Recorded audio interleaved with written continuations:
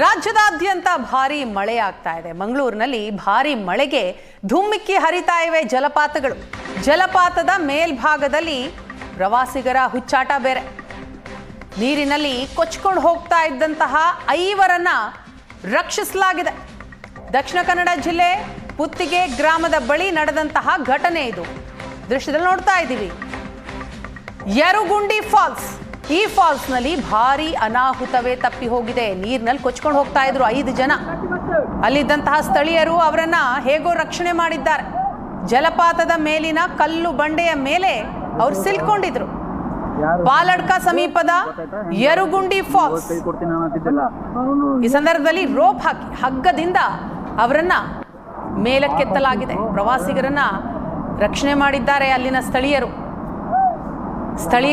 ಎಷ್ಟೇ ಹೇಳಿದ್ರು ಕೂಡ ಪ್ರವಾಸಿಗರು ಮಾತ್ರ ಅಲ್ಲಿನ ಜನರ ಮಾತು ಕೇಳೋದಿಲ್ಲ. ಕೇಳದೇ ಇದ್ದಂತಹ ಸಂದರ್ಭದಲ್ಲಿ ಏನಾಗುತ್ತೆ ಅನ್ನೋದಕ್ಕೆ ಇದು ತಾಜಾ ಉದಾಹರಣೆ.